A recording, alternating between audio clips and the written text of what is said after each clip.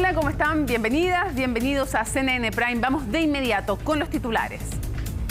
En su primera visita a la Araucanía, el presidente Gabriel Boric reconoció la ocurrencia de actos terroristas en la zona. Eso sí, el mandatario enfatizó en que la ley antiterrorista ha traído pésimos resultados. Además, tildó de cobardes a los autores del ataque incendiario provocado hoy en la región y aseguró que no lograrán intimidar al gobierno. Controversia ha generado la designación de la exconvencional, excandidata también presidencial Beatriz Sánchez como embajadora en México. El presidente Boric respondió a las críticas de la oposición y descartó que haya decidido por amiguismo. Incluso llamó a revisar el currículum de la periodista. En temas internacionales, diversos incidentes se han producido en Perú, específicamente en el centro de Lima, debido a una manifestación a favor del presidente Pedro Castillo. 2 equipos periodísticos habrían sido agredidos por manifestantes y la sesión plenaria del Congreso peruano fue suspendida por la protesta. Ya a esta hora se está desarrollando la Gala Crack del fútbol chileno, la ceremonia organizada por TNT Sport, la NFP y el Sindicato de Futbolistas Profesionales destaca los mejores jugadores y momentos de la temporada 2022 del Campeonato Nacional. Eso y más, porque aquí comienza CNN Prime.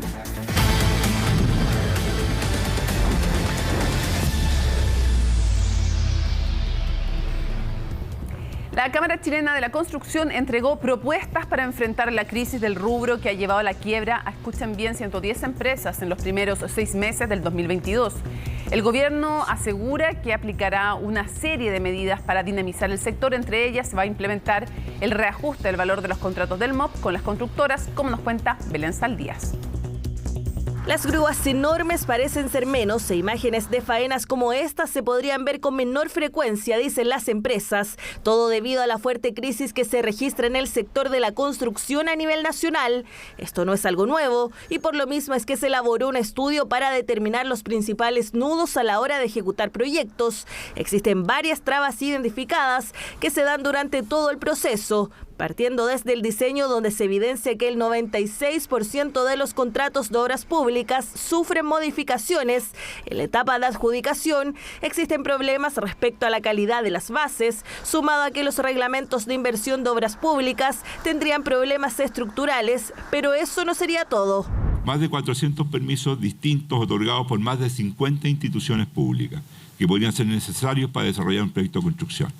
O sea, esto es un exceso donde uno lo mire. La elevada carga de trabajo de los inspectores fiscales, tiene que estar a cargo de 10 contratos, y de responsabilidades, se toman decisiones poco claras y tardías. Problemas identificados por la Cámara Chilena de la Construcción con datos de la Comisión Nacional de Evaluación y Productividad, a los que se suman también las expropiaciones y la incerteza jurídica, en situaciones tales como permisos de edificaciones que estarían perdiendo estabilidad y también los permisos ambientales, donde se identificaron problemas como la falta de precisión respecto de las causales de ingresos a la evaluación ambiental.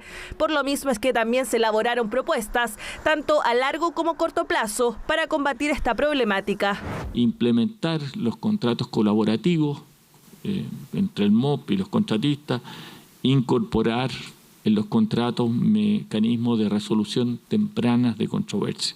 Dentro de las medidas del corto plazo, proponemos hacer cumplir el pago oportuno de los servicios contratados. Problema que es de conocimiento de las autoridades, especialmente por el escenario que ha llevado a 110 compañías a la quiebra durante los primeros 6 meses de 2022, según un estudio realizado por la Universidad de Talca. Claro Vicuña Valenzuela es una de ellas, que luego de 60 años de trayectoria y tras acumular deudas por más de 44.000 millones de pesos, optaron por esta vía. Este jueves, el 9º Juzgado Civil de Santiago decretó la liquidación de la constructora. Desde el gobierno aseguraron que se encuentran gestionando diversas medidas para enfrentar esta crisis. Vamos a tener una reunión con la Cámara Chilena de la Construcción. Vamos a tener la oportunidad de revisar, por un lado, las medidas que ya se han ido adoptando. Seguiremos explorando otras medidas si es que llegan a ser necesarias. Pero creo que no hemos tomado en serio esta situación. Precisamente una de las medidas para enfrentar estos problemas es el decreto del cual la Contraloría hizo toma efectiva, que permitirá reajustar el valor valor de los contratos de obras públicas que se encuentren en ejecución y además propone aumentar el monto de los contratos en un máximo de 20%, con el que se podrá manejar un mayor margen de maniobra financiera, lo que se traduciría en aproximadamente 300.000 millones de dólares de apoyo a las constructoras a nivel nacional. Una medida inédita que permitirá hacer un reajuste retroactivo a las empresas que actualmente tienen contratos con nosotros.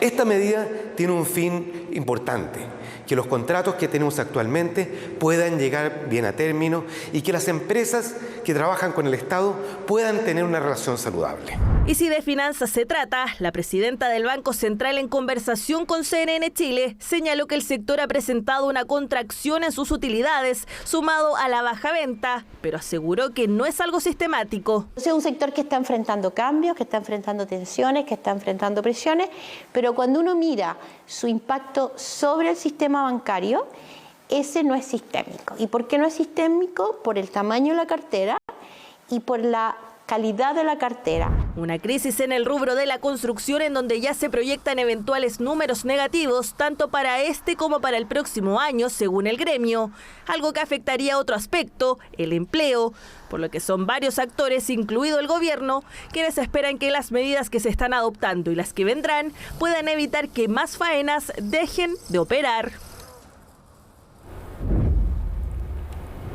Y nos vamos a trasladar hasta otro punto del edificio de Warner Media, porque a esta hora se está realizando la Gala Crack. Ahí ven, Alfombra Roja 2022 de TNT Sport. Y vamos a tomar contacto con otro crack, con Felipe Gallardo, que tiene todos los detalles de esta ceremonia. Súper merecido, Felipe, tengo que decirte, y te diga crack, porque estamos todos orgullosos de todo el equipo de CNN Deportes, de lo que están realizando y de ti en particular también. Así que un crack informando de la Gala Crack.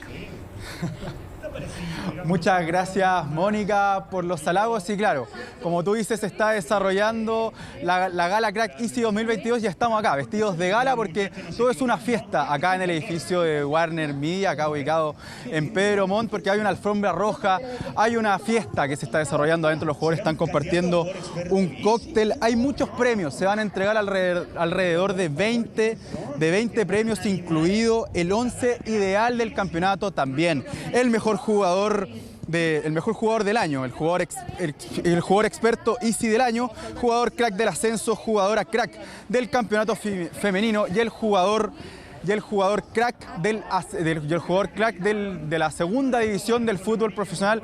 Muchos premios, algunos elegidos solamente por votación de los capitanes de los clubes y también de los periodistas, junto al Consejo de Periodistas.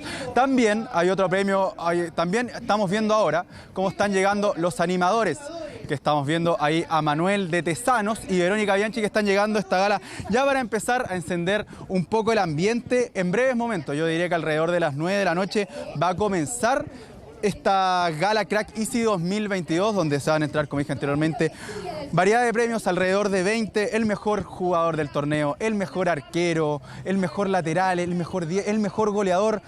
Y por eso también estuvimos conversando un poco en la previa con dos que están nominados a ser el mejor jugador experto Easy del año, que son Bruno Bartichotto y Fabián Cerda. Pasemos a revisar sus declaraciones. La verdad que emocionante, el estar ya nominado para mí es un logro muy importante en mi carrera. La verdad que es mi primer año como titular en un campeonato. Y sellar este año de esta manera, ser nominado, estar dentro de las nominaciones, es sumamente importante, un plus más para seguir por más. ¿Esperas ganar algún premio hoy día? No, porque al final jugué solamente el segundo semestre, así que no creo que un año completo, creo que se merece un reconocimiento. Muy humilde Bruno Bartichotto ahí con sus declaraciones, dijo que él no merecía quizás ganar el premio al mejor jugador del torneo porque solo había jugado 6 meses en Palestino, en la Universidad Católica en el primer semestre. No jugó mucho el delantero y también estuvimos conversando con los que son los llamados el club, que es el llamado a quizás recibir todos los galardones en esta noche. Porque recordemos que Colo-Colo salió campeón del 2022, el equipo con las mejores estadísticas del campeonato, y por eso conversamos con el arquero Brian Cortés y Juan Martín Lucero, autor de 16 goles en el Campeonato Nacional, el segundo por debajo de Fernando Sampedri. Pasemos a revisar sus declaraciones. Este ha sido un año lindo, tanto como lo personal como lo grupal. Me quedo con eso más que lo personal, así que agradecido obviamente de todos mis compañeros porque gracias a ellos también estoy acá, así que esperamos, como te digo, de un principio disfrutar y ver qué es lo que pasa. Vine acá, bueno, a compartir, a disfrutar y en base a agradecimiento por haberme invitado, bueno, al programa y por, bueno, ser unos candidatos a la premiación. Estoy muy contento en el club, creo que este año conseguí cosas importantes a nivel grupal, a nivel personal, crecí muchísimo y bueno, eso refleja, ¿no? Los resultados en la cancha. Cuando uno está feliz y disfruta, se hace todo mucho más fácil. También no solamente los jugadores van a recibir premios, también va a haber, por ejemplo, el premio al mejor árbitro del torneo, también el premio al mejor técnico de todo el campeonato nacional, también al mejor jugador sub-21, así que todos los detalles se los vamos a contar en un ratito. La ceremonia comienza alrededor de las 21 horas y vamos a estar aquí informando Mónica. Oye, esto es la parte más frívola detrás de, digo yo, de las cámaras, pero ¿les convidaron algo aquí nuestros hermanos de TNT o nada? Solo mirando nomás allí.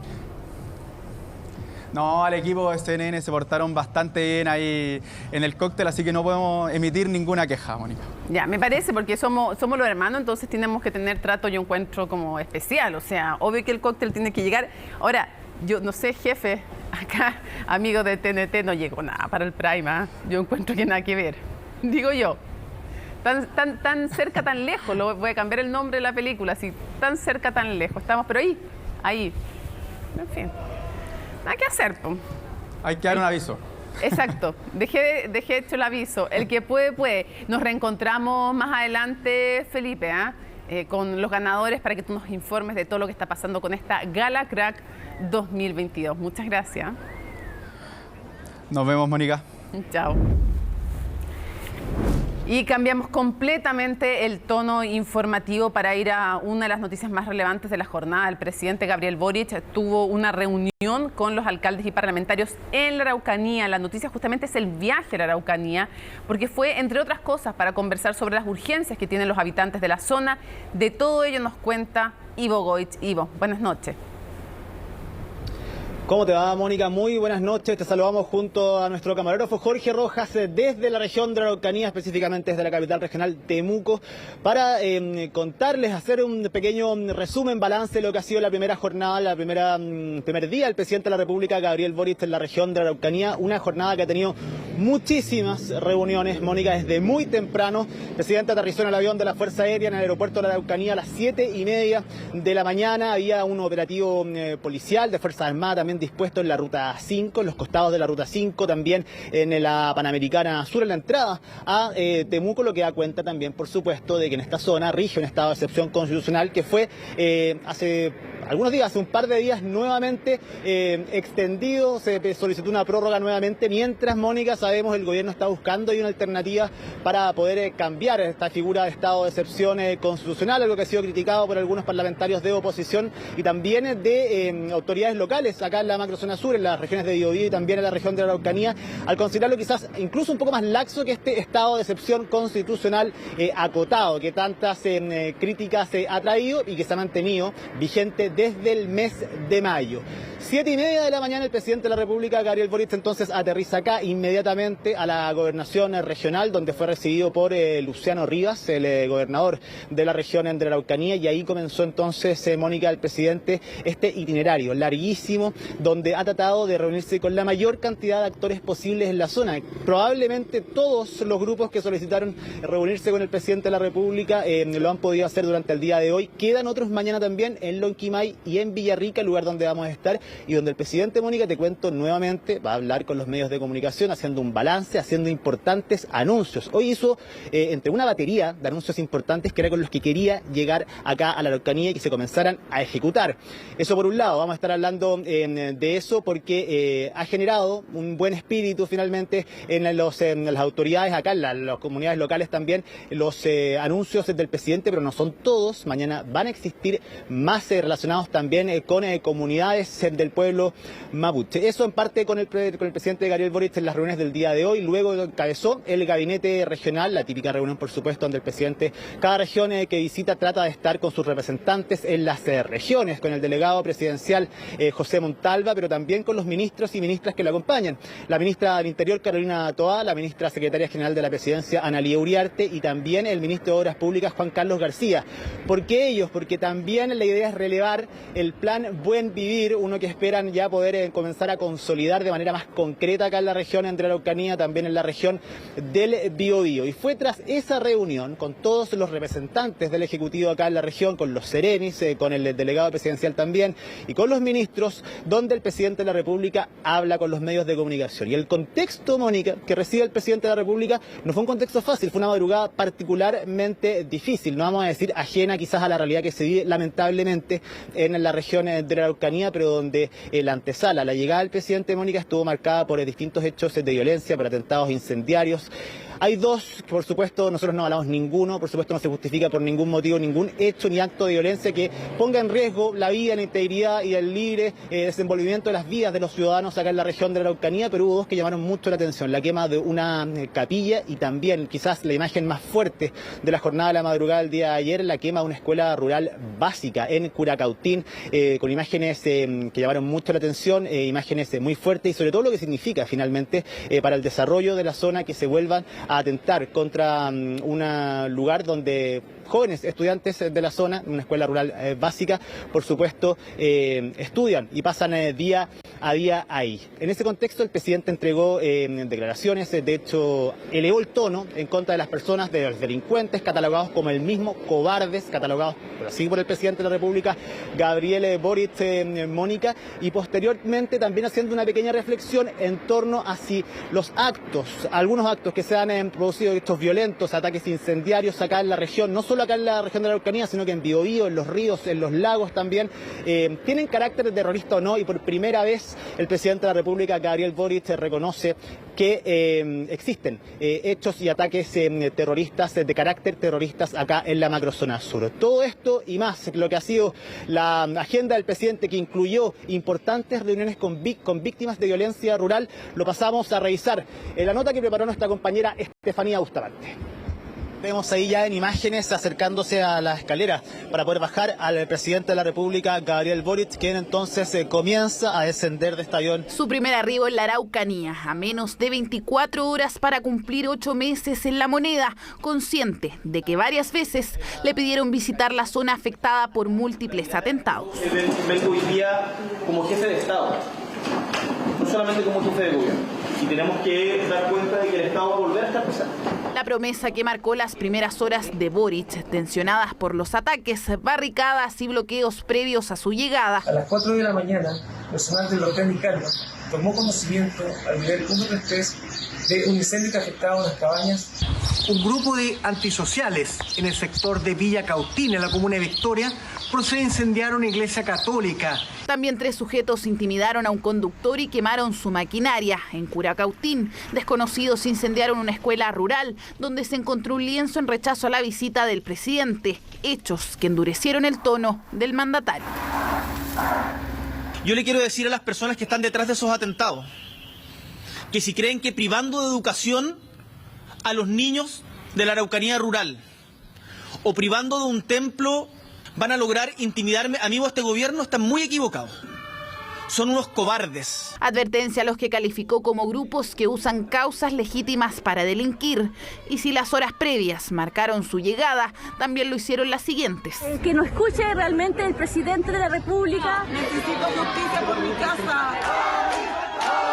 Claro, porque entre los adherentes también habían personas afectadas por la violencia rural. En ellas estaría puesta la atención de Boric, quien se reunió con víctimas y agricultores de la provincia de Malleco. Creo que fue muy satisfactoria para nosotros como víctimas, porque quieren más que los que hemos sufrido esto, podemos decirle, contar al presidente lo que estamos pasando y lo que estamos viviendo. Mi hijo fue asesinado el 20 de febrero en una forestal.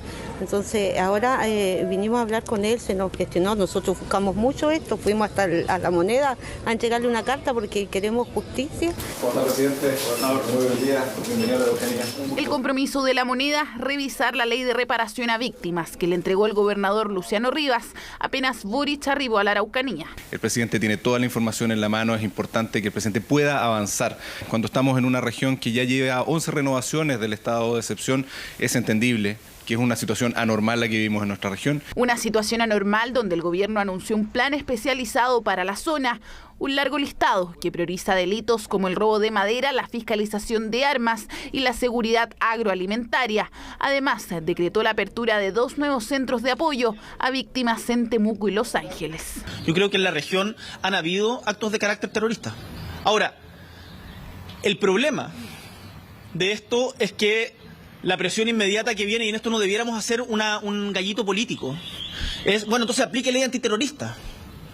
La ley antiterrorista ha traído pésimos resultados para las víctimas y para el Estado. Si bien el Congreso hoy no le pidió ley antiterrorista, sí le sugirió, al igual que los vecinos, disminuir la seguridad que lo acompaña. Con una comitiva de esa magnitud, nos gustaría a nosotros como víctimas tener la misma seguridad que el presidente tenga. Compuesta por un centenar de carabineros, varios resguardando caminos y puestos de control. Yo le pediría al presidente menos helicóptero y más auto para recorrer la región. Trasládese desde Victoria a Curacautín para que experimente lo que sienten los habitantes. Ahora lo critican porque va a la Araucanía y prácticamente quieren que el presidente vaya en bicicleta a la Araucanía. Entonces, pongámonos de acuerdo. Si en algo hay acuerdo es que con todos su visita es una buena señal. En 48 horas se reunirá con alcaldes, empresarios, víctimas y miembros de comunidades mapuche en las comunas de Temuco, Angol, Lonquimay y Villarrica. Hay varias señales que sin duda el gobierno Ivo ha querido dar con esta visita y claramente la más noticiosa es llamar terrorismo a algunos de los actos de violencia que ocurren en la zona. No todo acto de violencia evidentemente es terrorismo, ni ninguno lo es. Parece ya haberse instalado como doctrina en algo que le pedían mucho también parlamentarios. De hecho, tengo que buscar el nombre, pero un parlamentario dijo, si hace la mitad de lo que prometió, le hago un queque.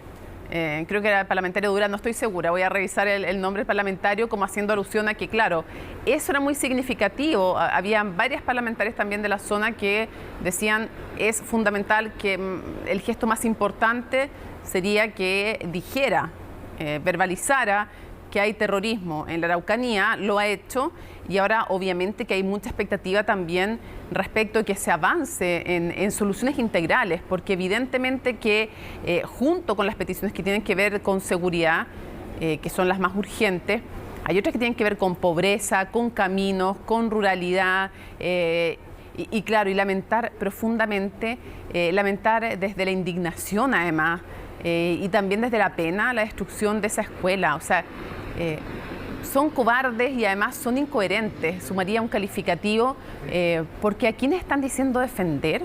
O sea, para empezar, que la violencia no es un método de una democracia con todo lo imperfecta que puede ser la de cualquier país y la de Chile en particular, si quieren discutir sobre eso, digamos. Pero, ¿qué le dicen a ese niño? A ese niño le están enseñando que esta es la forma de relacionarse. Y además, ¿dónde va a clases? Esas niñas, esos niños, claro, es indignación, es pena por esos niños que no van a poder. Y claro, ellos dicen defender sus creencias y en el fondo le niegan a otros, destruyendo una iglesia, el lugar donde ejercen las propias. Entonces, no hay por dónde. Sí, es difícil y eso también explica parte, por supuesto, quizás de la actitud del presidente de la República, Gabriel Boric, de haber elevado el tono. Hay que decir que los ministros y el mismo presidente venían bastante con ganas de venir a la región de la Araucanía. No era algo, él siempre lo dijo, no era estar por estar, es por eso que se tomaron las medidas, un trabajo logístico. La cantidad de reuniones también, Mónica, ha llamado la atención porque lo que ha hecho el presidente de la República, al menos en esta gira, es poder reunirse con casi todos los actores que tienen algo que aportar, por supuesto, a un debate que no lo va a solucionar solamente el gobierno. Acá se necesita, por supuesto, el trabajo de las comunidades, de los agricultores, de los empresarios, de los parlamentarios, de las autoridades locales, por supuesto, desde el gobierno, y es ahí donde tú tocas un punto que es fundamental, que el presidente reconoce que la seguridad, por supuesto, la violencia es el tema principal, lo que más aqueja, quizás lo que más llama la atención, lo que vemos todos los días, y que eso quizás pueda tapar otras problemáticas, y eso mismo ha hecho que lamentablemente la región de la Araucanía quede desplazada en términos de desarrollo en comparación con otras regiones de nuestro país. En las últimas encuestas que hacen han sido reiterativas en, lamentablemente, adjudicar el primer lugar en pobreza por ingreso a la región de la Araucanía, y con eso también se evidencian problemas en salud,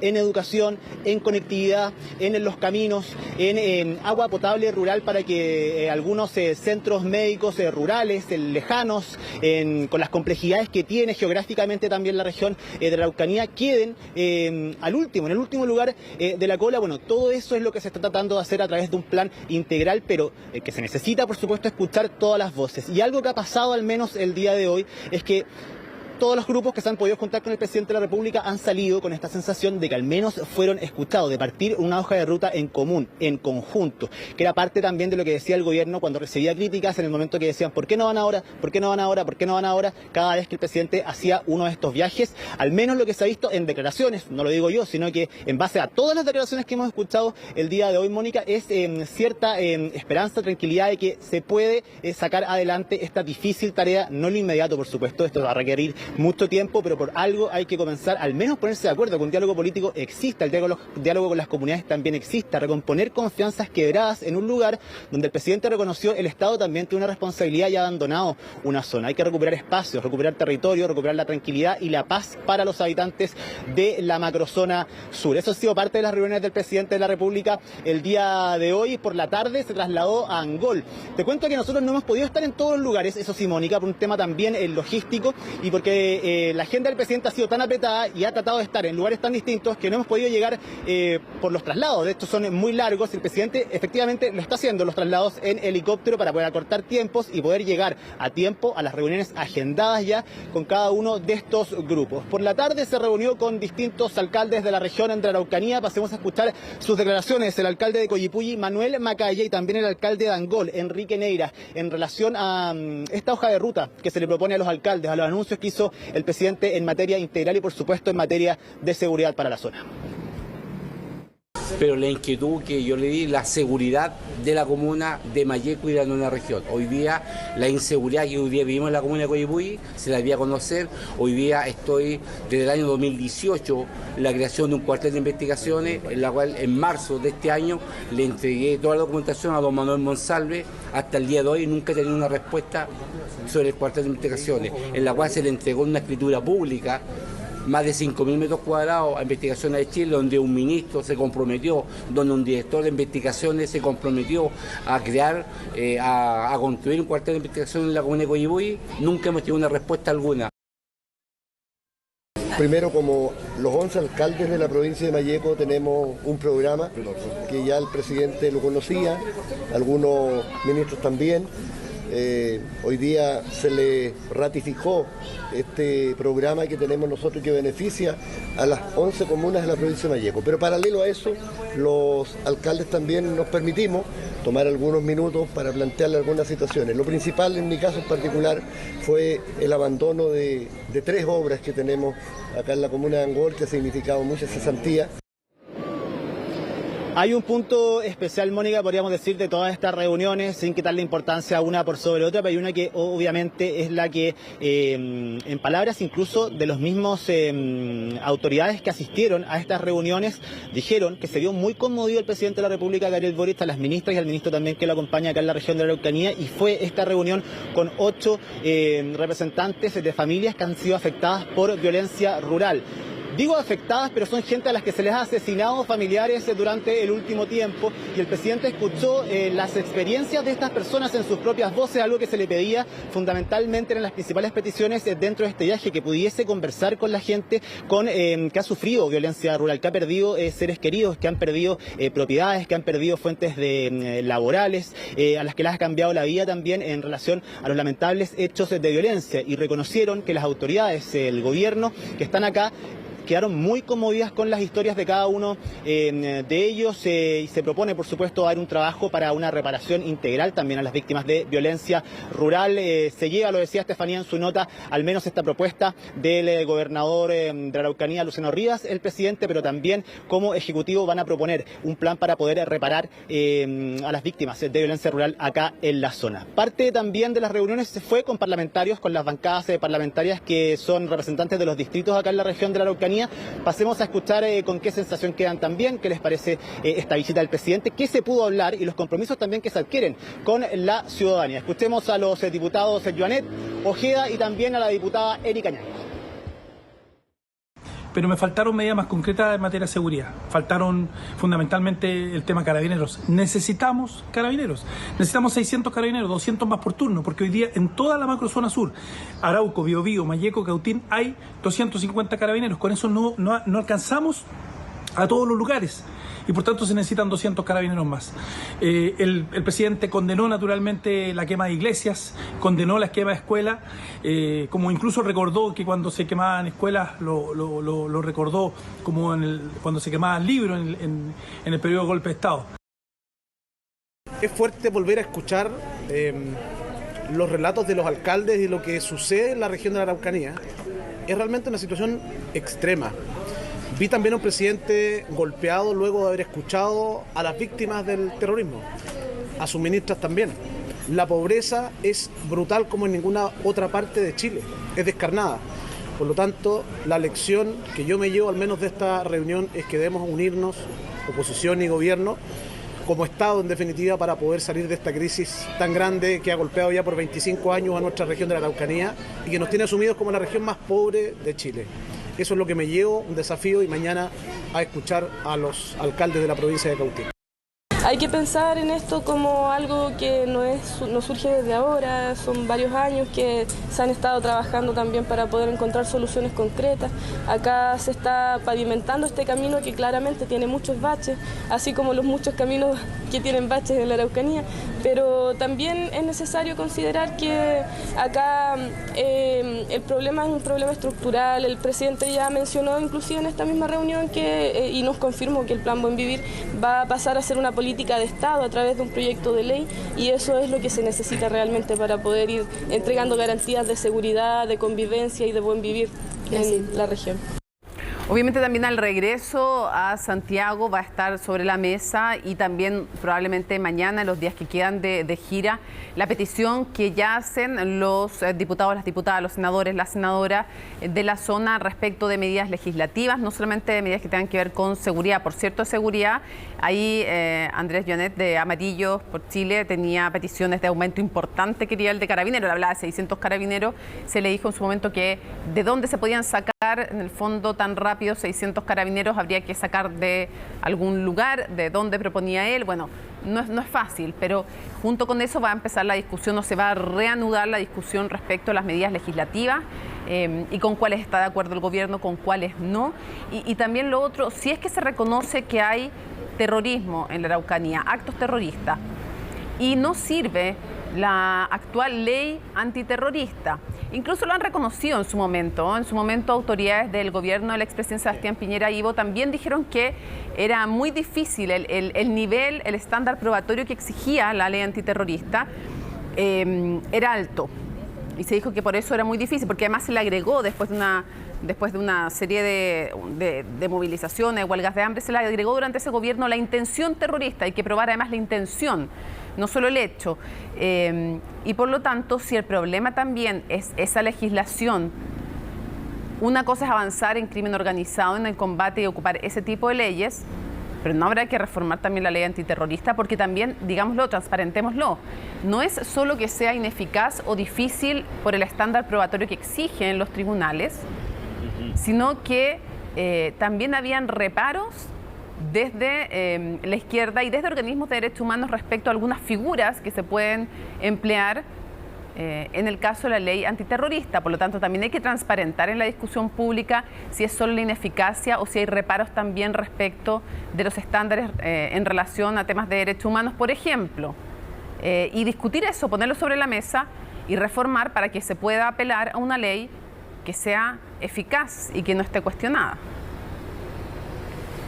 Sí, bueno, acá hay múltiples peticiones, Mónica. Lo que sí es importante quizás recalcar es el ánimo transversal que se ha visto. Peticiones más, peticiones menos, críticas de haber llegado tarde después de 8 meses, críticas de por qué no se hizo antes esto, por qué se abandonó esta zona por tanto tiempo, empezar a buscar responsabilidad hacia atrás también.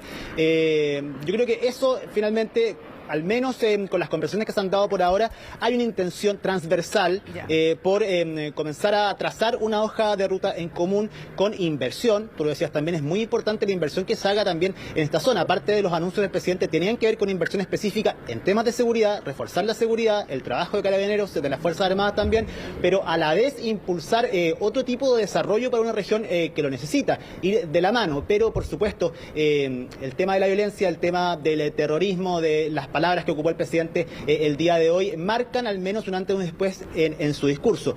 Uno que no es nuevo, porque hemos visto, eso sí, que el presidente ha ido endureciendo el tono con el que llegó en marzo hasta el día de hoy en relación a temas que tienen que ver con la seguridad y la delincuencia en específico, con lo que pasa acá en la región de la Araucanía. Te cuento, Mónica, mañana el presidente, en estos momentos el presidente, está en la comuna de Lonquimay.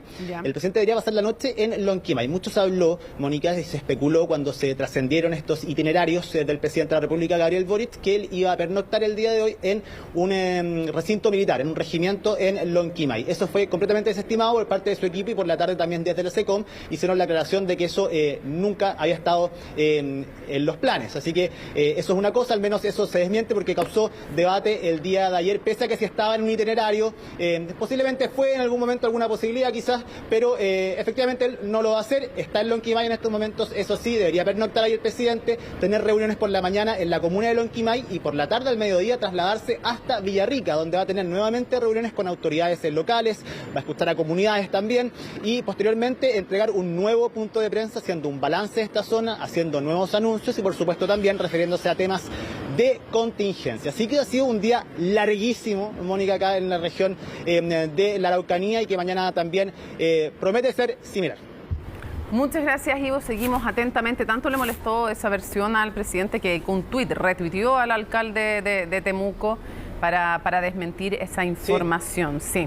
Seguimos súper atentos, súper atentas a lo que ocurre allí. Tú nos avisas si hay cualquier información. Nos vemos, Mónica. Que estés muy bien. Igual tú. Triste tener que informar esto, pero un nuevo homicidio ocurrió en la comuna de La Florida. Ya son 4 las personas asesinadas esta semana. Una situación que vuelve a instalar la necesidad del combate al crimen organizado y que las autoridades buscan abordar. Valentina Nieto tiene el informe. Eran las 12 de la noche de este martes y a bordo de este vehículo un grupo de sujetos llegó hasta esta plaza en calle Lircay con Rojas Magallanes en La Florida. Los individuos percutaron al menos 70 disparos que terminaron con la vida de 3 personas. A solo 2 días de este triple homicidio, este miércoles un cuarto asesinato ocurrió nuevamente en la comuna de La Florida. Eran las 9 de la noche y un grupo de individuos disparó en contra de un hombre de 27 años que transitaba por el sector de calle Los Damascos. Pese a que intentó pedir ayuda en un negocio cercano al lugar, falleció minutos después. En circunstancias que la víctima se encontraba al exterior de un local comercial en la comuna de La Florida, fue abordado por un número no determinado de sujetos que se trasladaban en un vehículo, quienes efectuaron una cantidad de disparos en contra de la víctima, 2 de los cuales impactaron en el cuerpo de la misma. La víctima mantenía rencillas con sujetos conocidos en el sector por el microtráfico de drogas, apodos que ya maneja la policía y que está trabajando con su oficina de análisis a fin de establecer la identidad de todos los participantes. Y es que la persona fallecida habría contado con antecedentes policiales previos, homicidios e instalación del narcotráfico que aseguran vecinos del sector se han vuelto frecuentes en esta zona. ¿Cómo se ha ido deteriorando este tipo de situaciones? ¿Homicidio es habitual por acá? Sí, ya se está viendo habitual, ya hay cosas que ya pasan, que uno en la noche ya ve cosas que uno ya no sale ni para afuera, o ya uno está acá, y yo mismo que vivo años, también con conocí la calle, conocí mi población y ahora lo que era antes, a lo que ahora ya no se puede andar en la calle porque usted pasa un auto y ya queda preocupado, quién es, quién no es. Situaciones que no ocurren solamente en esta comuna porque se repiten a nivel nacional y solo en esta semana han dejado 7 homicidios en menos de 24 horas.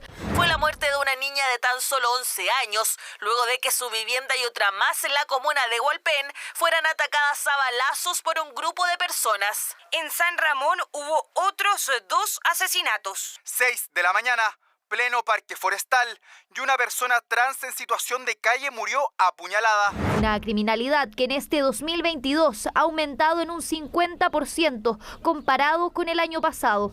Aumento de delitos violentos y actuar del crimen organizado que este jueves el gobierno debatió con la Fundación Paz Ciudadana, los alcaldes de la zona sur de la región metropolitana y el Ministerio Público. Este último que llegó la crítica ante un sistema que dicen no ha sabido actualizarse al escenario actual. Por eso el día de hoy estamos hablando, estamos debatiendo sobre el crimen organizado, cuando los primeros indicios los tuvimos ya hace varios años atrás, que debería habernos alertado. Yo creo que lo primero es ponernos al día con la legislación que tenemos, que es una legislación que no está adecuada a los tiempos en una serie de materias. Legislación que hoy podría actualizarse con un proyecto de ley que esta semana avanzó a su tercer trámite en el Senado. La iniciativa busca la creación de figuras penales en materia de crimen organizado. Estamos diseñando por primera vez un plan nacional contra el crimen organizado, también hemos hecho un esfuerzo presupuestario importante, la ley de presupuesto de este año, y también tenemos urgencias legislativas que pudimos compartir el día de hoy. Hay un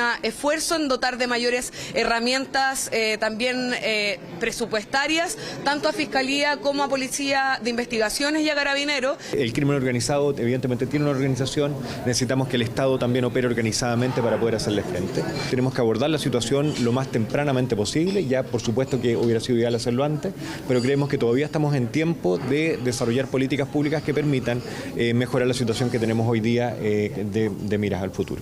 De todas maneras hay un retraso, o sea, claramente la tecnología y los delincuentes van más rápido que lo que la propia ley establece, pero por otro lado es cierto que estos son sistemas y yo creo que también falta articulación y por supuesto también voluntad política de repente de enfrentar o voluntad de gestión. Crimen organizado que parece ir avanzando a un paso acelerado. Ahora la tarea pendiente es poner al día una legislación que hoy no ha podido dar abasto ante prácticas criminales que parecen ser cada día más dinámicas.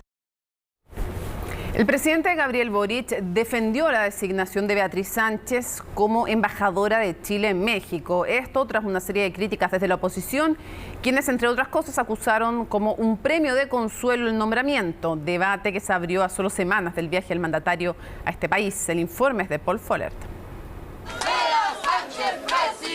Candidata presidencial en 2017. Estamos cambiando el mapa político de Chile.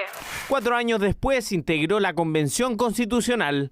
Ahora será embajadora de Chile en México, según confirmó vía comunicado la Cancillería, que destacó la trayectoria de la periodista, una figura cercana al presidente Boric. Hoy día me toca estar al frente de esto, tal como antes lo estuvo la Bea, a quien le pido un aplauso gigante. Acá no hay nadie en el gobierno que esté producto de relaciones personales.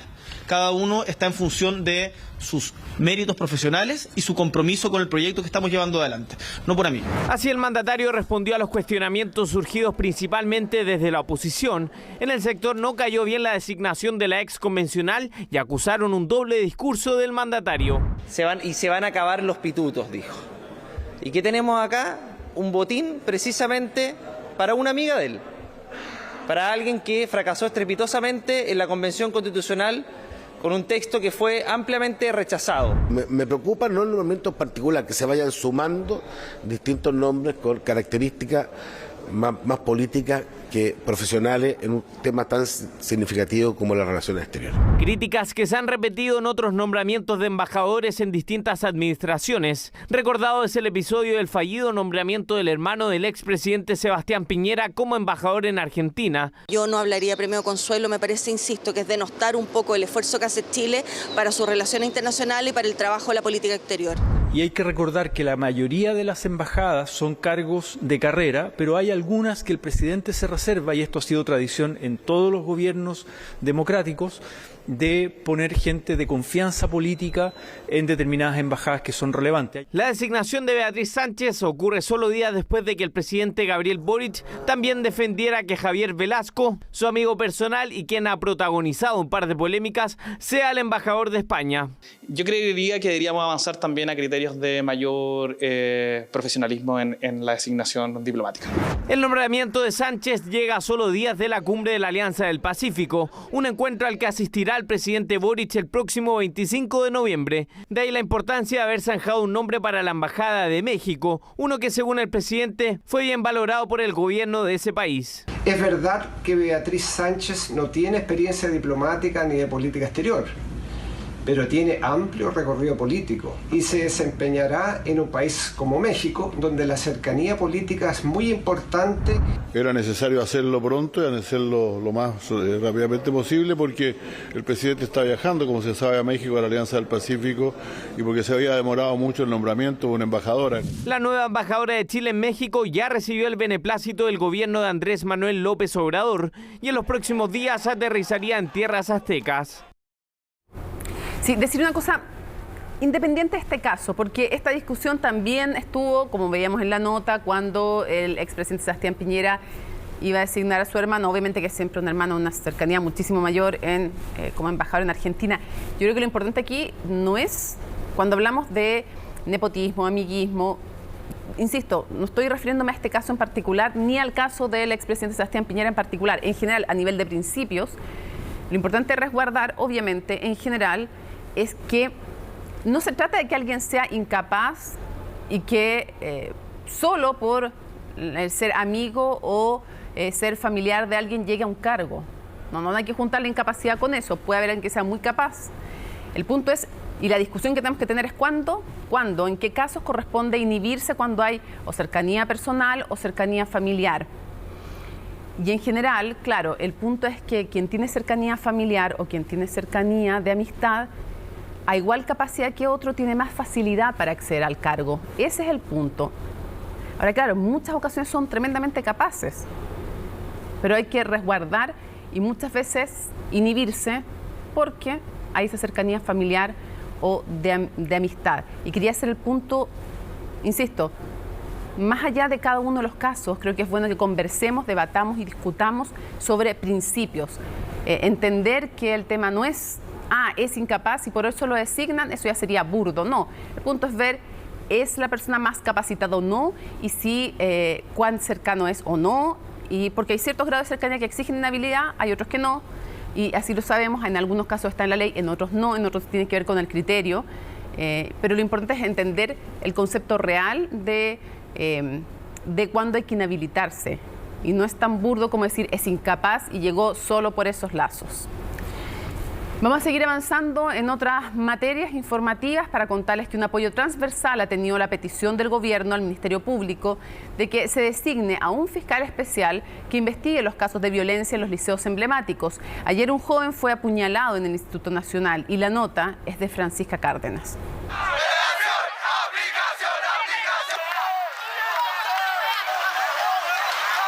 Sí queremos diálogo serio, responsable y con respeto.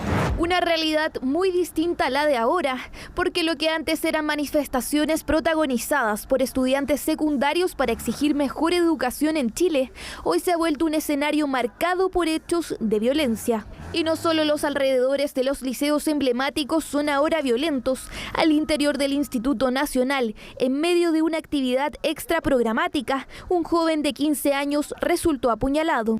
Llega el momento de decir basta y tomar todas las medidas que permitan terminar con estos hechos. Por eso no solo el gobierno ha decidido querellarse, vamos a formalmente pedir a la Fiscalía Nacional que sea un fiscal regional de la región metropolitana, que sea quien se haga cargo del conjunto de las causas de investigación. Pero decir basta no es tan fácil según los ex rectores de la institución, ya que se requiere una visión más panorámica del problema actual en la educación y abordarlo en sus distintas aristas. Necesita medidas más concretas, dicen, más allá del actuar del Ministerio Público. Se ha enquistado un grupo antisistémico que aprovecha esto porque no tienen represalia. Entonces yo creo que eso, empecemos por esto, por estas medidas, tomarlas y volver a recuperar. El Instituto Nacional es un colegio demasiado importante en la historia de Chile. Para recuperar esta educación histórica, laica, republicana, pública, debemos tomar todas sus aristas, pero sin duda no podemos esperar que haya un estudiante muerto para adoptar decisiones acertadas como la que se ha tomado. El joven apuñalado fue trasladado hasta la urgencia del Hospital San Borja Arriarán, desde donde aseguraron que se está recuperando sin riesgos. Pese a eso, mientras sucedía el incidente, un grupo de estudiantes realizaron barricadas y lanzaron bombas Molotov. Incidentes que también ocurren cada vez con más frecuencia a las afueras del Liceo de Aplicación. Es fundamental empoderar a los directores de los establecimientos para que puedan tomar todas las medidas necesarias para proteger el derecho de muchos a estudiar, que se ve interrumpido por unos pocos. Junto con solicitar un fiscal con dedicación especial, La Moneda informó además que pedirán a la PDI y a Carabineros constituir un equipo de investigación centrado en hechos de violencia en establecimientos educacionales. Pero debe ir acompañada de una política nueva, seria, respecto a despolitizar la educación y a volverla a lo que debe ser, un lugar donde nuestros niños van a estudiar en un ambiente seguro. Va en la dirección correcta, pero debemos realizar más acciones preventivas, más acciones que busquen erradicar este tipo de hechos que son tremendamente lamentables y trágicos para nuestras comunidades educativas. En la medida que este fiscal cuente con las competencias especializadas que requieren estos casos, la investigación debe ser cuidadosa y no puede implicar la interrupción de los ya bastante detenidos procesos de aprendizaje,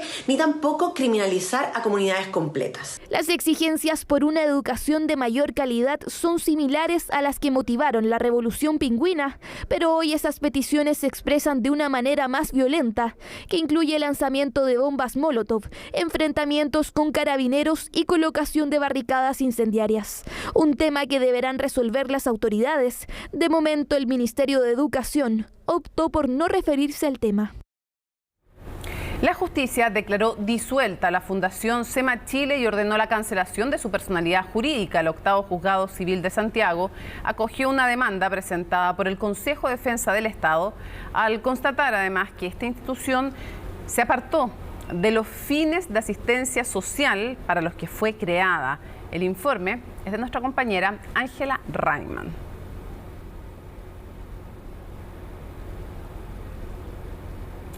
Vamos a ir de inmediato con aquello. Recordar además que había una serie de cuestionamientos, bueno, desde la época en la dictadura, cuando se crea SEMA Chile, pero no solamente ahí, si el punto es que después también, cuando retorna la democracia y se puede de alguna manera escrutar cada vez más, al comienzo bien poco, se detectan irregularidades en el traspaso de bienes que recibió SEMA Chile y el uso que se le daban también fue cuestionado. Fue alguna de las razones por las cuales se termina cancelando esta personalidad jurídica y se la declara disuelta, porque cuando se obtiene además una personalidad jurídica, sobre todo para un tipo de estas organizaciones, tiene que cumplir estrictamente, tienen beneficios también, tienen normas de transparencia que deben cumplir, lo cual fue constatado a través de los tribunales de justicia y también con la intervención del Consejo de Defensa del Estado. ¿Por qué entra el Consejo de Defensa del Estado?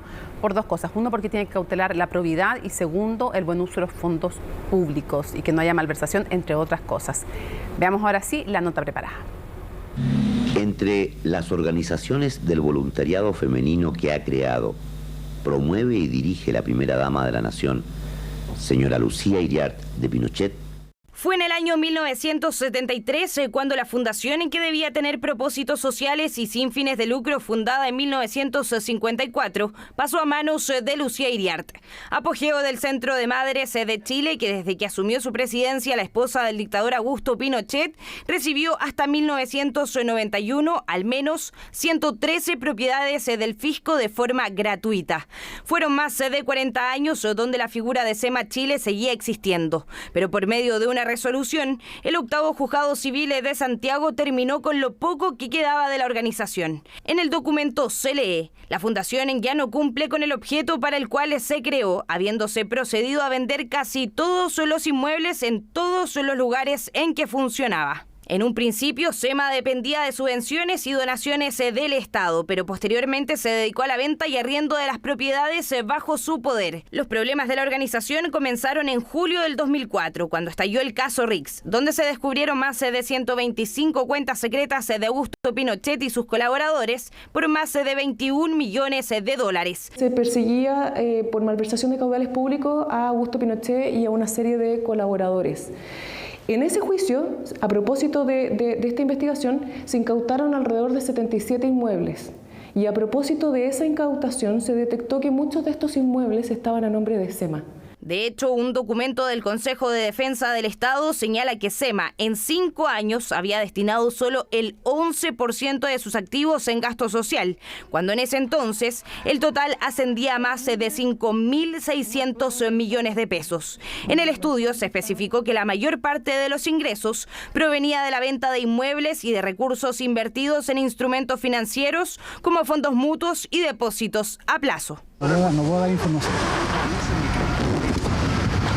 Nadie quiso hablar el año 2018 luego de que por causas judiciales pendientes entre el fisco y la organización obligaron a SEMA Chile a ceder, donar y transferir gratuitamente al fisco de Chile de forma irrevocable el dominio de los inmuebles que entregaban el patrimonio de la fundación. En ese entonces se consideraron 88 inmuebles que originalmente pertenecían al Estado y otras 24 propiedades. Luego de eso, sin dinero, sin trabajadores y sin bienes a su patrimonio, SEMA Chile debía haber solicitado su disolución voluntaria, situación que nunca ocurrió. En un primer lugar, se estableció que se iban a donar a una serie de fundaciones sin fines de lucro, pero por distintos motivos, algunas de ellas también pasaron al fisco. A nosotros como Consejo de Defensa del Estado lo que nos interesaba era que para poder disolver SEMA no se quedara con ningún activo. Para poder disolverla se requiere de una sentencia ejecutoriada, es decir, que un juez lo determine así, conforme lo dispone el Código Civil chileno.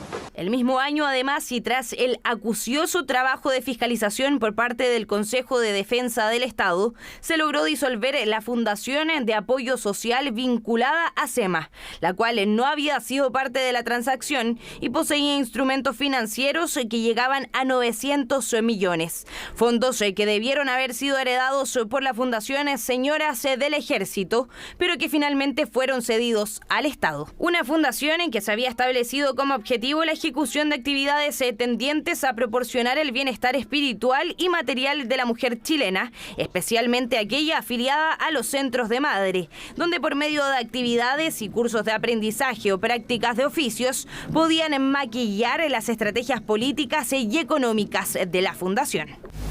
A nadie nos enseñan a ser madres.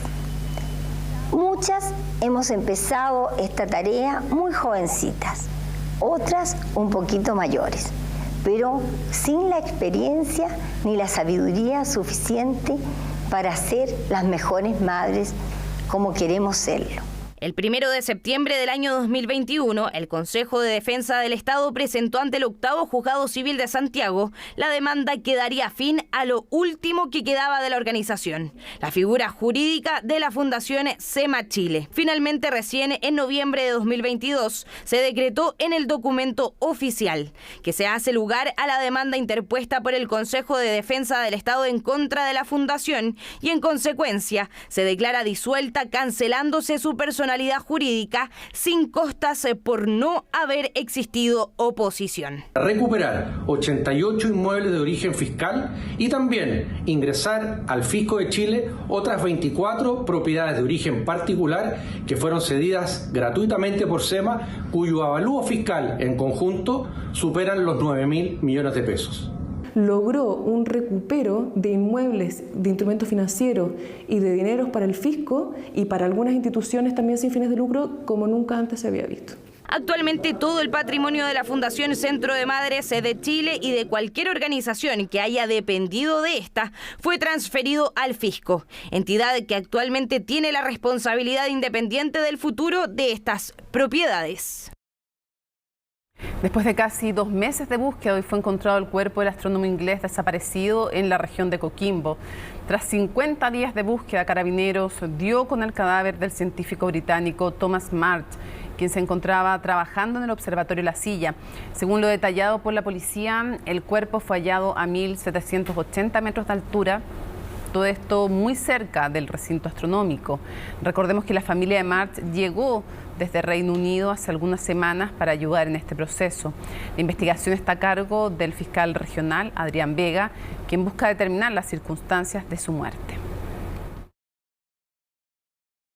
El día de hoy, lamentablemente, hemos encontrado el cuerpo de esta persona, el cual se encuentra en un área determinada de aquí del sector, y obviamente ahora vamos a iniciar las tareas de rescate y recuperación del cuerpo para ser entregado al fiscal regional. Bueno, avisar o intentar detectar previamente la llegada de tormentas y rayos en distintas regiones del país es la promesa de un novedoso sistema que podría ayudar justamente a prevenir o enfrentar de mejor manera desastres naturales. Una herramienta de monitoreo que se da a conocer en medio de la participación chilena en la COP27. Magdalena Fuenzalía nos cuenta más. Son escenas de clima extremo, pero que se repetirá cada vez más en el norte de nuestro país. Se debe al fenómeno de la Niña y que no piensa irse pronto. Es frente a esta problemática que un nuevo sistema de monitoreo podría ayudarnos a estar cada vez más preparados. Este sistema de detección de tormenta, digamos, tomó fundamentalmente la parte norte del país, donde se producen en general las tormentas que en verano provocan, digamos, grandes inundaciones y con condiciones de tiempo severo. Lo más importante para nosotros, como que tiene que ver con la protección hacia las personas, tiene que ver con si las decisiones que tomamos tienen la suficiente información como para que tener la certidumbre de que son correctas. Se trata de detectores de tormentas y rayos en el norte instalados entre Antofagasta y Taltal. Estos sensores permiten la detección de rayos intranube y nube a tierra, capaces de cubrir grandes áreas geográficas, gracias a una información satelital en tiempo real, una situación que años atrás no era posible. Hace alrededor de 10 años recibíamos cada 3 horas de imagen.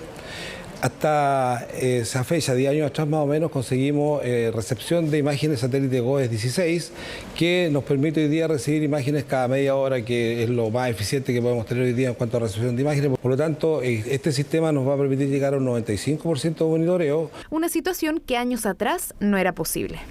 Fenómenos que se irán acrecentando producto del cambio climático. De los países de América Latina y el Caribe, 13 tienen una capacidad de adaptación baja y muy baja, y Chile es uno de ellos. La idea es tener medidas de adaptación al cambio climático para las ciudades costeras que tienen todo el problema de aluviones, deslizamientos de tierra e inundaciones. Pero aquí en Chile el cambio climático se traslada en agua.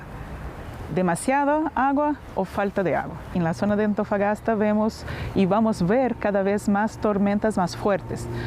Es decir que necesitamos estar preparados y adaptar el terreno y adaptarnos. Human Climate Horizons es una de las plataformas que ayuda a visualizar cómo se viene nuestro futuro, lanzada en la COP27 para concientizar sobre los cambios que está generando el aumento de temperatura. De hecho, el cambio climático podría llegar a tener efectos tan letales como el cáncer en ciertas partes del mundo. Por eso, acuerdos internacionales son claves para avanzar. La cuarta jornada de la COP27 estuvo marcada por la ciencia, donde nuestra ministra destacó el rol clave que puede jugar frente a la crisis climática. Entendemos que la ciencia tiene que estar en la base del desarrollo de las políticas públicas y eso es nuestro real compromiso como ministerio. Por otra parte, estuvimos en el pabellón de Chile hablando de Magallanes, este gran polo de desarrollo científico en torno a temas e investigación de cambio climático. Y pronto nuestro país será el encargado de una de las negociaciones más importantes de la cita. De martes a viernes, la ministra Maysa Rojas, junto a Alemania, liderará la mesa de pérdidas y daños sobre los impactos que ya están viviendo muchos países debido al cambio climático y que producen un daño casi irreparable.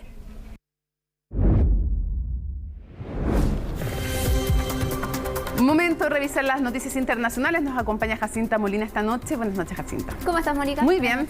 Quedamos en el continente. Así es. Ahí vamos a comenzar el grueso de nuestro bloque internacional, de hecho, porque vamos a irnos a Perú, donde durante esta jornada hubo manifestaciones, pero esta vez convocadas, organizadas por grupos adherentes, seguidores de Pedro Castillo, el presidente peruano, pero que tuvieron estas imágenes también de disturbios, enfrentamientos con la policía, sobre todo en la mañana. Son organizaciones sociales, sindicales, que convocaron a esta manifestación, cuyo nombre, fíjate, es bastante llamativo. La Toma de Lima, así la denominaron. Se congregó esta protesta justo en un área muy central, en las cercanías del Congreso. ¿Por qué? Porque era una manifestación en contra del Poder Legislativo, que actualmente tiene en su control la oposición de Perú, que ha sido también bastante crítico con el actual presidente peruano, que atraviesa además una situación judicial compleja y con algunos procesos que en paralelo también se han abierto precisamente en el Congreso en su contra. Buscaban precisamente llegar hasta el Congreso. Esta es una manifestación que se había convocado para horas de la tarde, pero llegaron de hecho más temprano, a las 5 de la mañana, hora local. Reportaban los medios peruanos que los manifestantes habían comenzado ya a llegar a esta convocatoria con ese objetivo, llegar hasta el Congreso, pero se activó rápidamente un contingente policial para evitar aquello. La mayor cantidad de los disturbios se registró precisamente en la mañana por lo mismo, con enfrentamientos, uso de gases lacrimógenos también, como vemos ahí en las imágenes, por parte de la policía, pero esto tenía que empezar a las 3 de la tarde, hora local, y en ese momento fue un poco ya más pacífica. Se registraron menos disturbios, por cierto, aunque hay medios locales que dan cuenta de incluso agresiones por parte de algunas personas a los equipos periodísticos. Había también ahí una situación bastante difícil para algunos medios de trabajar, porque precisamente también por la misma cobertura, por la situación también que se ha dado a conocer, informado. Sí, ha sido muy agresivo. Exactamente, hacia Pedro Castillo, los seguidores también del presidente fueron bastante agresivos con los medios de comunicación, algunos que estaban ahí cubriendo estas manifestaciones. Todo esto llevó, Mónica, a que ya en la previa el Congreso suspendiera una sesión plenaria que tenía convocada para el día de hoy, y además en paralelo también está la situación que está atravesando Pedro Castillo, por cierto. Uy, nuevamente, es que no, si sale de una y entra en otra. Ahora, te iba a decir, nada justifica lo que le hicieron a esos colegas. Hay al menos 2 equipos agredidos de manera importante, y nada, no porque no les guste cómo lo cubren, o porque crean que no han estado antes presentes, o por cualquier crítica válida. Eso no justifica lo que han hecho hoy día. Exactamente, y de hecho ha sido también uno de los puntos negros, por cierto, de esta jornada y de estos incidentes que han marcado esta protesta. Fíjate que, Mónica, en paralelo... Aparte de la violencia contra los policías. Además, por cierto, con los enfrentamientos, y bien temprano en la mañana, antes de la convocatoria, de hecho, en la que estaba fijada esta manifestación. Se retoman las actividades parlamentarias el día de mañana. Hay una subcomisión que está analizando una denuncia presentada precisamente contra el mandatario. Eso porque en una entrevista con CNN en español, él se abrió la posibilidad de ceder mar a Bolivia, y eso llevó a que un grupo de congresistas presentaran una acusación en su contra por presunta traición a la patria, y eso es lo que se analizaría, digo, en esta comisión el día de mañana, y hay medios peruanos que hablan que contaría con los votos en la oposición para que esto vaya avanzando. Otro antecedente más a los problemas que tiene Castillo. Están fragmentados, y además les pasa a todos. O sea, hemos tenido presidentes en Perú con un dígito de aprobación, con un dígito, o a veces con 2, pero 2, me refiero 10, 11, 12, 14. Es crítica la situación, y es crítica en además es un presidente que no tiene partido. Exactamente. O sea, no tiene partido, como le pasó en su momento a Vizcarra también, y a él le pasa de nuevo, habiendo tenido, se sale el partido que lo lleva al poder, que lo llevó de manera instrumental, me refiero, no era un militante con historia en ese partido, un partido que tampoco tiene gran historia, y todo esto será válido, será legal, pero en los hechos es de nuevo vemos fragmentación o sea, son elementos comunes que vamos viendo en América Latina, fragmentación de parlamentos, muchos partidos, muchos creados de manera reciente, En fin, y una visión muy crítica a los ciudadanos hacia las y los políticos. Exactamente, y polarización también. Que en este caso estas protestas lo dejan claramente de manifiesto, porque además también sabemos que se han registrado otras en contra de Pedro Castillo, así que así de polarizado está Perú, que no logra salir de una crisis política que prácticamente tiene ya arraigada hace varios años. Sigamos en nuestro continente para hablar del presidente electo de Brasil, que asume ya formalmente el próximo 1 de enero y que en esta ocasión hizo noticia porque, fíjate, Mónica, que Lula se emocionó, lloró al recordar el hambre en Brasil, el aumento de la hambruna en Brasil. Eso porque él decía que jamás pensó que este país iba a llegar nuevamente a padecer ese problema. Recordemos que actualmente son más de 33 millones de personas en Brasil que viven bajo esta condición, que sufren hambre, y en los últimos 2 años eso aumentó el doble. Así que en medio de una actividad pública, Lula se emocionó al respecto. Sí, pues hay 14 millones más en un año. Exactamente.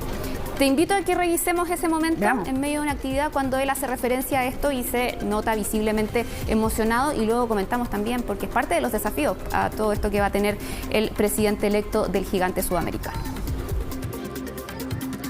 Mas o fato é que eu jamais esperava que a fome voltasse nesse país. Jamais. Se quando eu terminar esse mandato, cada brasileiro estiver tomando café, estiver almoçando e estiver jantando, outra vez eu terei cumprido a missão da minha vida.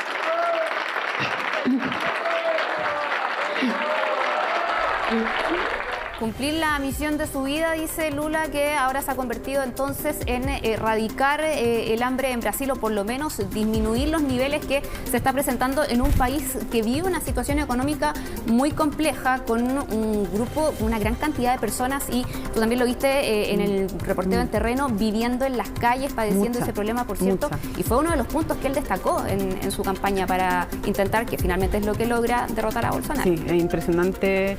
Estar en el 2017, estar ahora en San Pablo. Hay una cosa que se llama, que me recordó lo que vimos también en Estados Unidos, las filas del hambre. Son largas filas de personas que van a pedir comida porque no tienen qué comer. Estamos hablando de 33 millones que pasan hambre, y la mitad de la población, más de 120 millones, en riesgo de caer en inseguridad alimentaria. De eso estamos hablando. Ahí estamos viendo además a Lula junto a Gleisi Hoffmann, que es la presidenta del PT, segura ministra de la nueva administración. Y es cierto, él hizo mucho con este programa Bolsa Familia, hay que reconocérselo, para sacar de la pobreza a mucha gente. Después le cambia Auxilio Brasil, Bolsonaro el nombre.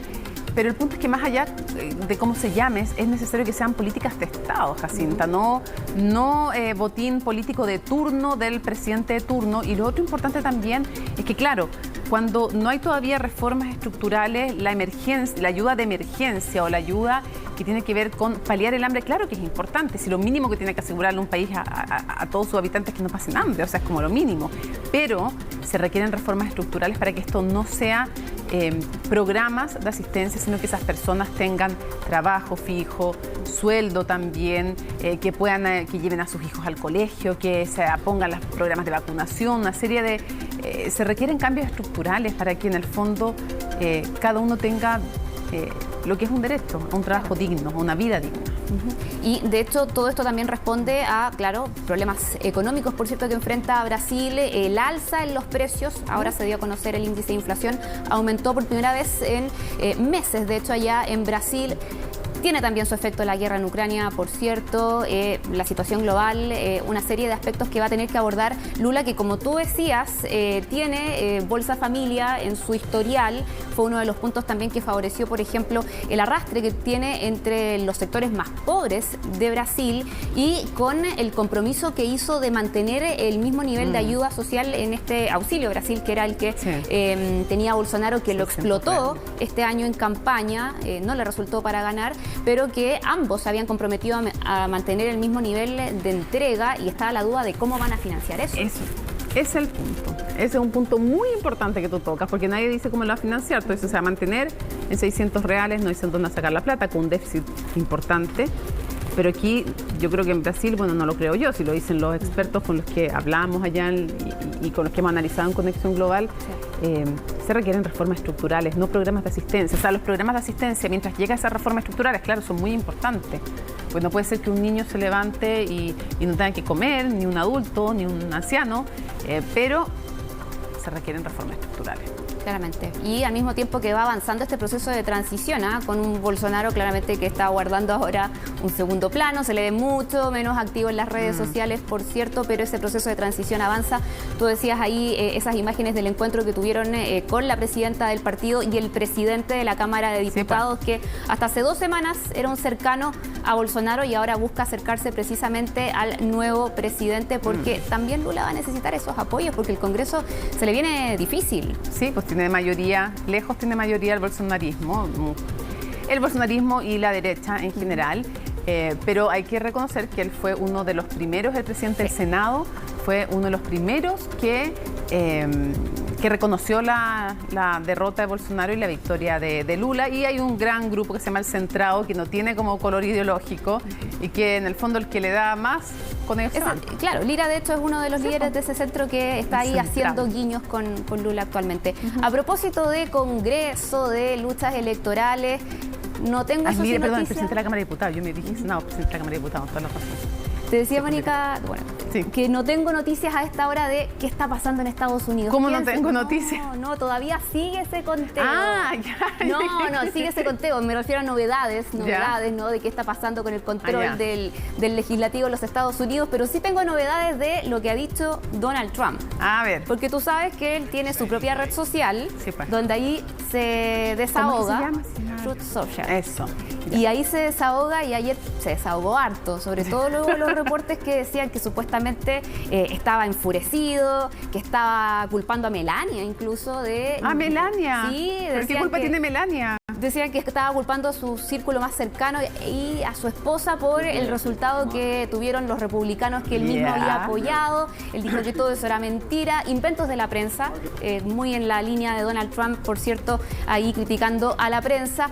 Y de hecho hablaba que había sido un buen resultado el que obtuvo, sobre todo la camada de republicanos que él mismo estaba apoyando, aunque sí reconocía que no eran los mejores resultados, que en cierto modo ahí hubo un problema, pero seguía manteniendo este discurso de optimismo, de triunfalismo, en medio de toda la expectación que hay por saber, bueno, qué va a ocurrir la próxima semana. Se mantiene en pie este supuesto gran anuncio que va a hacer Donald Trump. El martes.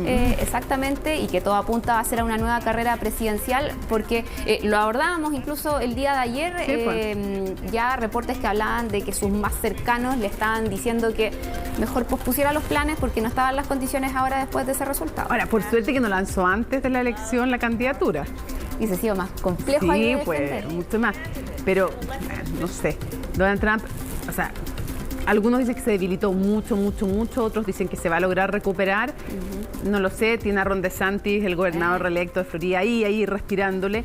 De hecho, lo amenazó hoy día. Jacinta le dijo, sé cosas de su vida que ni siquiera su esposa sabe. Mira el nivel. Eso tenemos partido. Pero bueno, igual él decía, me recordó una frase de sus dichos de que las elecciones no se ganan ni se pierden, se explican. Yo le decía, bueno, yo apoyé a 200, perdieron de esos 216, o sea, él eligió a los que apoyaba, o sea, no todo el Partido Republicano hay que, no, en el fondo, como él dijo, pues las derrotas son de ellos y las victorias mías. Claro, lo decía el día de ayer Está buena. En una filosofía de vida bastante especial. Hagámoslo con los jefes. Jefe, si lo hacemos mis errores son suyos. Exacto, si lo hacemos lo bien, acierto, es mío. nuestra responsabilidad, si no es culpa de nosotros. Sí, pues eso es como socializar las pérdidas y privatizar las ganancias. Y tú hacías ahí, Mónica, el desglose de los candidatos que le había apoyado, cómo les había ido, claro, ¿no? Para contrarrestar, por cierto, esta frase triunfalista que él escribe en su red social de la mayoría de las personas que yo apoyé ganaron. No es tan así. No, porque él eligió, él cuando da la cifra de 200, él saca muchos que perdieron. Dice, yo solo apoyé esto y justo son, O sea, dejó en el fondo, en el cálculo, a los que ganaron y algunos que son demasiado cercanos a él, a los 16 que nombraba, eran como ya, como que no se puede sacar de encima esos 16. Claro, ¿no? Y además, si uno hace la comparativa, lo hacían, por ejemplo, algunos medios, leía ahí un análisis de Sky News, ¿ya? Si se comparaba a los republicanos apoyados por Trump con aquellos candidatos republicanos, pero que no recibieron ese respaldo público, le fue mucho mejor a estos últimos en esa elección. Así que no es tan y te escuché otra cosa que es buena también, que en donde eran muy peleados, les ha habido muy mal. Porque claro, que le vaya bien cuando tienen ventaja a Usain Bolt mirando para atrás, no es tanto mérito. Es en los lugares peleados, los estados batalla, los que hay que ver cómo te va. Ahí se juega el líder. Pensilvania. Le ganó el candidato demócrata ahí al candidato de Trump. Todo esto mientras seguimos a la espera de saber quién va a controlar la Cámara de Representantes, el Senado. La Cámara Baja ahí todavía se sigue definiendo. Está bien reñida la cosa. Todo apunta a que podrían ser los republicanos nuevamente, pero todavía eso no está confirmado. Y en el Senado pero tiene pinta que va para los republicanos. Claro, por poquito. Pero por poquito, sí. Por poquito. Y en el Senado hay 3 estados en los que se está definiendo esta batalla y uno de ellos va a segunda vuelta, así que probablemente recién en diciembre. Es que de nuevo, viste, igual que la otra vez para otras elecciones, que esto va a ser ahí una pelea encarnizada. Georgia va a ser y es importante, porque lo que se juega ahí es muy simbólico también. Fue mucho tiempo un estado republicano. Ha cambiado la demografía, las intenciones, los líderes. Se juega harto también respecto al derecho a voto, cuánto se facilita, cuánto se dificulta el registrarse para el voto. Es importante esa batalla. Y Donald Trump también, porque... Ahí está. Ron DeSantis. El amigo de la estrella. El amigo de Trump. Sí. El reelecto gobernador de Florida. Bueno, en Georgia también, porque Donald Trump eligió y apoyó a ese candidato a senador. O sea que no solamente sería derrota republicana, sino que sería además derrota de Donald Trump. Si es que pierde los republicanos. No, pues ya te dijo Donald Trump. No, verdad. No es las derrotas son de los otros. No es su culpa. Ya. Bueno, uno que quedó empoderado después de esta elección de cierta manera es el presidente Joe Biden, y así va a llegar a su primer cara a cara, nada más ni nada menos que con Xi Jinping, el presidente chino. A ver, han hablado en varias ocasiones, 5 conversaciones telefónicas, todo esto desde que Joe Biden, por cierto, llegó a la presidencia. Pero ese encuentro presencial, cara a cara, para ahí decirse de frente la serie de tensiones que han protagonizado ambas potencias, las dos más grandes a nivel mundial en los últimos meses. Ese encuentro recién lo vamos a ver el próximo lunes. Va a ser en Bali, Indonesia, en la antesala de la cumbre del G20 que comienza también la próxima semana. En la previa, el teloneo va a ser nada más ni nada menos que el encuentro entre ambos líderes y, como yo te decía, tienen varios temas que abordar. Taiwán.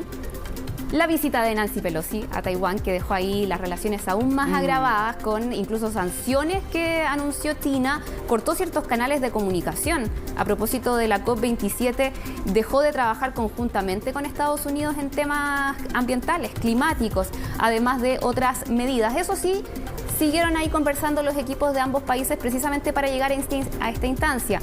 Un encuentro presencial que se va a dar precisamente el próximo lunes. Y si yo te decía que Biden llega de cierta manera fortalecido después de estas elecciones de medio término, bueno, Xi llega con lo que ocurrió en el último congreso del Partido Comunista, que lo eligió nuevamente como líder y con esta opción ya de que finalmente en marzo se confirme lo que claramente es un hecho. Una nueva presidencia también para Xi Jinping. Que es raro porque eso no se hacía, eran 2 periodos nomás, salvo Mao. Ya pues, estamos entonces, ¿no? Exactamente. Pero te invito, vámonos juntos a la pausa. Vámonos con Jacinta a la pausa en CNN Prime y al deporte al regreso, por supuesto. Estás viendo CNN Prime, noticias, todo. Uy, ¿qué pasó con la Gala Crack? ¿Qué pasó con la Gala Crack? ¿Los premios? ¿A la vuelta? Súper. Pausa y regresamos. W Serie 2 Coupé, diseño revolucionario y presencia perfecta.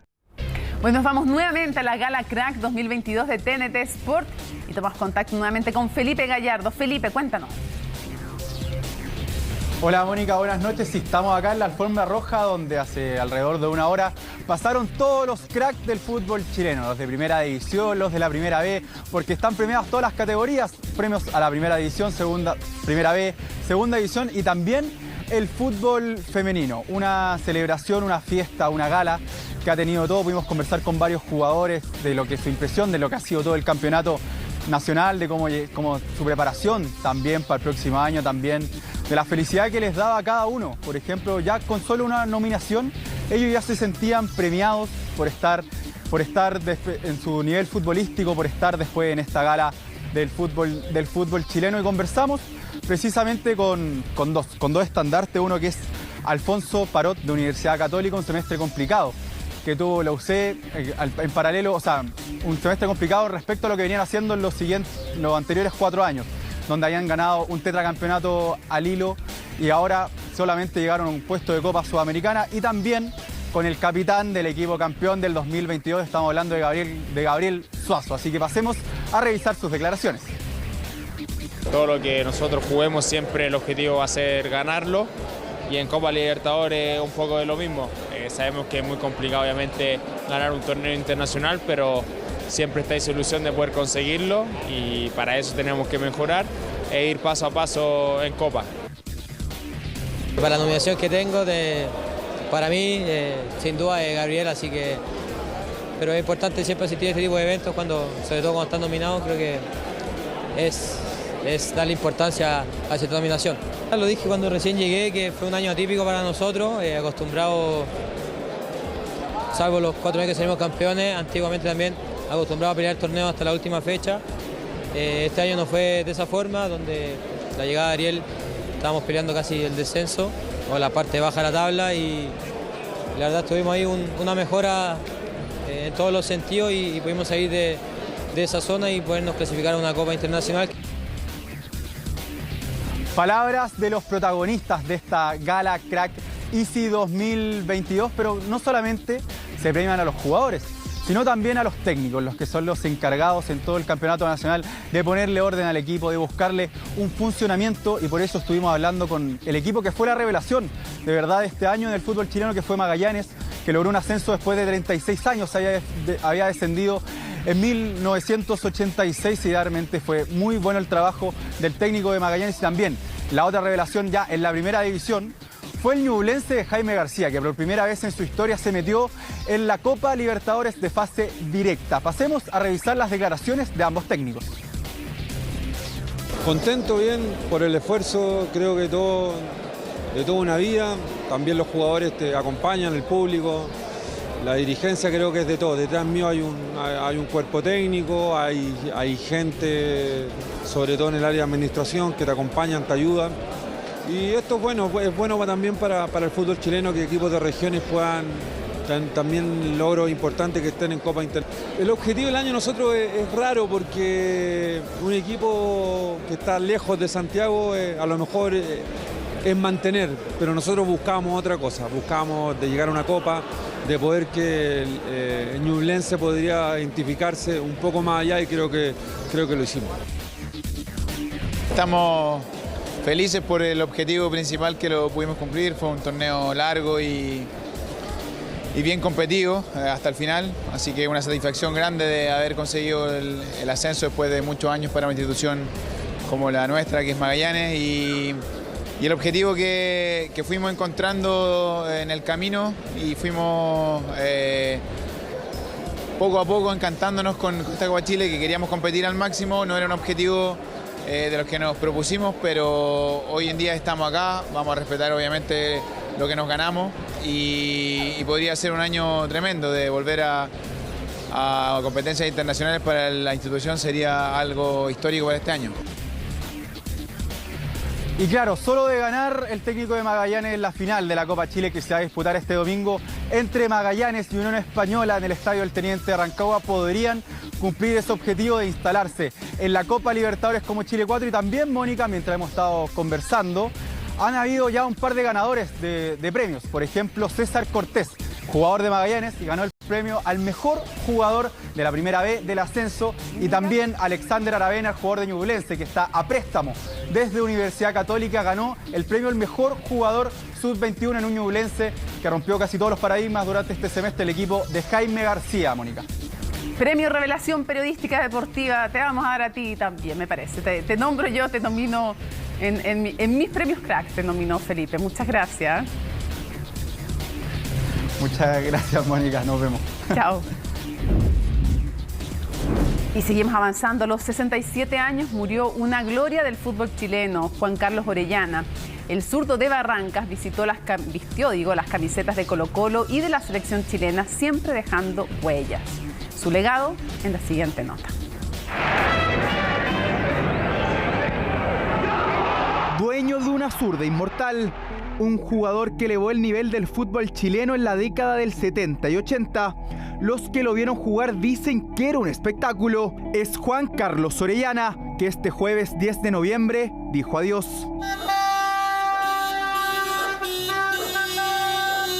Él, nacido en 1955, vistió las camisetas de Green Cross, Colo-Colo, O'Higgins, Unión Española, Deportes Antofagasta y Unión La Calera. Ya de adulto, lamentablemente sufrió el diagnóstico de esclerosis lateral amiotrófica, ELA, enfermedad que le arrebató la vida a los 67 años. Uno siempre como familia se aferra y espera que el proceso sea más lento y que lo tuviésemos mucho más tiempo desde que se lo diagnosticaron.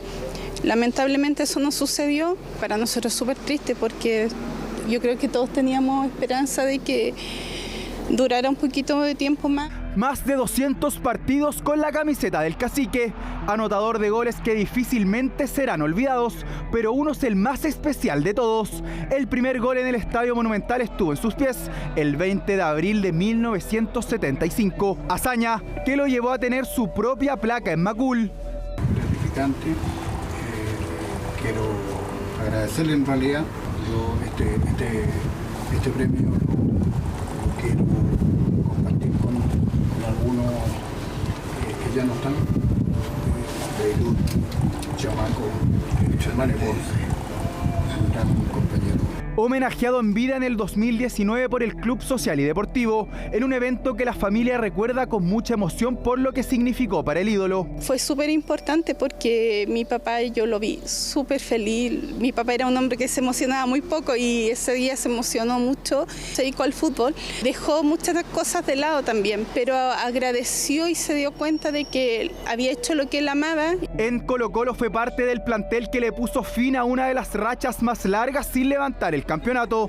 En 1979 dio la vuelta olímpica. Lamentamos profundamente la partida de Juan Carlos Orellana, un jugador que está grabado a fuego en nuestra historia, un jugador que tenía una tremenda clase, que además realizó gran labor también a lo largo de su vida. Si bien con la camiseta blanca fueron sus mayores glorias, también en la selección dijo presente. Debutó en 1977, disputó 17 partidos y marcó 7 goles. Además participó en la Copa América de 1983. Juan Carlos Orellana, el zurdo de Barrancas, un nombre que está escrito en la historia grande del balompié nacional.